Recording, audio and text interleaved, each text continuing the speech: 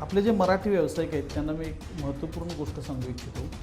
की काही जुने व्यावसायिक जे आहेत, मला वाटतं जुने व्यावसायिक हे 90% वर्ग हा जुना व्यावसायिक आहे. तर जुना व्यावसायिक मधले काही लोक असे जे आहेत की त्यांच्या बिझनेसमध्ये डेव्हलपमेंट करत असताना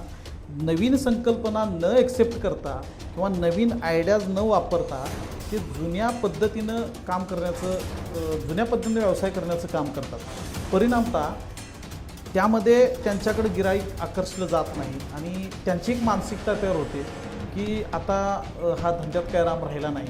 आता धंद्यात काय म्हणजे अर्थ राहिला नाही किंवा गिराईकच येत नाहीत, म्हणून नकारात्मक भावना व्यवसायाबद्दल त्यांच्या मनात निर्माण होते आणि कालांतरानं तेच व्यावसायिक आपले काय करतात की ते दुकान बंद करण्याचं काम करतात. पण काही मोजकाच मराठी माणूस एक 10% ते 5% वर्ग असा आहे की तो व्यवसायामध्ये येत असतानाच की नव्यानं आलेली टेक्नॉलॉजी असेल किंवा नव्यानं आलेला त्याच्या डोक्यात नवीन निर्माण होणाऱ्या संकल्पना वापरून तो व्यवसायामध्ये वेगवेगळे बदल करतो आणि लोकांना आकर्षित करण्यासाठी काही संकल्पना तो मांडण्याचा प्रयत्न करतो. आणि हे मोजके लोक असतात की जे 5 ते 10% लोक आहेत. आणि परिणामतः यामुळं काय होतं की असं असल्यामुळं बऱ्यापैकी कस्टमर आजचा ग्राहक वर्ग जो आहे तो वर्तमान परिस्थितीला अनुसरण असल्यामुळे त्याच्याकडे जास्त ग्राहक पोहोचतात आणि तो व्यावसायिक कमी कालावधीमध्ये मोठा होण्याचं काम करतो. पण अलीकडच्या काळातला जुना व्यावसायिक आपण बघितला की ज्याच्याकडं व्यवसायाकडं बघण्याचा दृष्टिकोन निगेटिव्ह आहे, तो व्यावसायिक नव्यानं एखादा व्यावसायिक उभा राहिला, नवीन संकल्पना निर्माण करून तो उभा राहिला, तर त्या व्यावसायिकाचे जुन्या व्यावसायिकाची एक मानसिकता होती की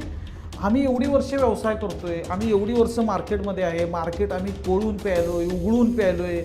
तरीसुद्धा आम्हाला अजून या धंद्यामध्ये यश येत नाही आणि नव्यानं आलेला व्यावसायिक हा कसं काय मोठं होतोय, हा नक्कीच यामध्ये काहीतरी काळवेरा असेल, नक्कीच काहीतरी तो 2 नंबर करत असेल, नक्कीच काहीतरी अशा चुकीच्या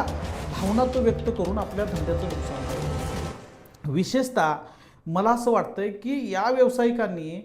जुन्या पद्धती अवलंबण्यापेक्षा नवीन टेक्नॉलॉजी आणि नवीन संकल्पना जर राबवल्या किंवा व्यवसायासंदर्भात एखाद्या यशस्वी मित्राचं मार्गदर्शन घेतलं, नवीन संकल्पना राबवण्यासाठी जर त्यांचं मार्गदर्शन घेतलं, तर मराठी माणूस हा 100% व्यवसायामध्ये यशस्वी होऊ शकतोय.